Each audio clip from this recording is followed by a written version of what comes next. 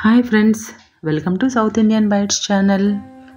ఈరోజు నేను కొత్తగా ఒక డిష్ చూపించబోతున్నానండి. అది ఏమిటంటే బంగారం సున్నిపిండి. ఈ బంగారం సున్నిపిండి రాసుకోవడం వల్ల మన ఒళ్ళు ముఖం అంతా బంగారంలా నిగనిగలా మెరుస్తూ ఉంటుంది. ఈ సున్నిపిండి అనేది వాడడం వల్ల మన వంటిపైన ఉన్న డెడ్ సెల్స్ అన్నీ పోయి చర్మం అంతా మృదువుగా మారుతుంది. ఇది ఒక నేచురల్ ఎక్స్ఫోలియేటర్గా పనిచేస్తుంది. ఇది అన్ని వయస్కుల వారికి ఉపయోగపడుతుందండి. ప్రతి చిన్నపిల్లలకు కూడా ఈ సున్నిపిండిని మనం వాడుకోవచ్చు. దీన్ని యాంటీ ఏజింగ్ ట్రీట్మెంట్కి ఉపయోగపడే సున్నిపిండిలా కూడా మనం వాడవచ్చు. ఇది ఎలా తయారు చేసుకోవాలో చూద్దాం.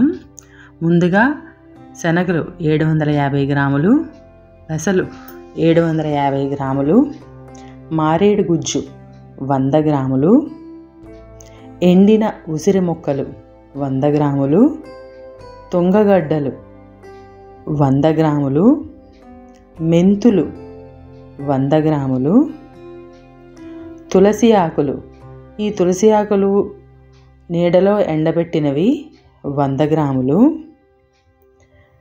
ఎండబెట్టిన వేపాకులు, ఇవి కూడా నీడలోనే ఎండబెట్టుకోవాలండి, 100 గ్రాములు, బావంచాలు 100 గ్రాములు, గంధకచ్చూరాలు 100 గ్రాములు, బిర్యానీ ఆకు 100 గ్రాములు, యాలకులు 20 గ్రాములు, పసుపు కొమ్ములు లేదా పసుపు 100 గ్రాములు, అతి మధురం 100 గ్రాములు,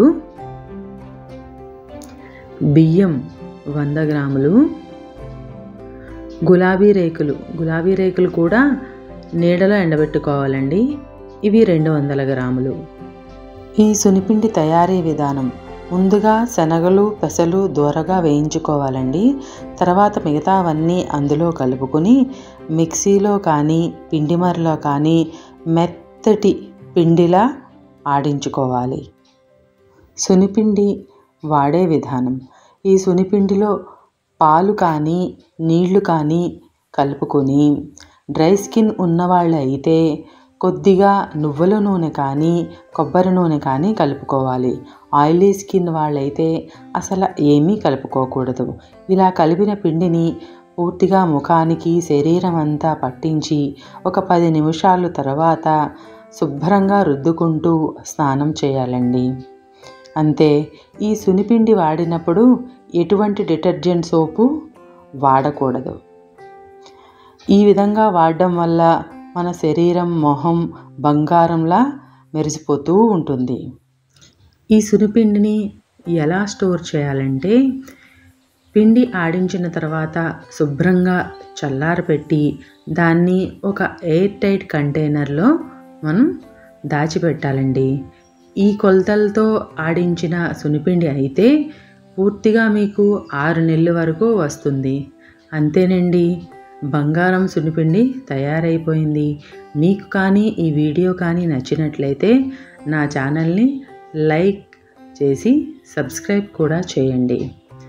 మీరు ఈ పిండిని వాడి దాని రిజల్ట్స్ ఎలా వచ్చినాయో కామెంట్స్ బాక్స్లో నాకు తెలియజేయండి.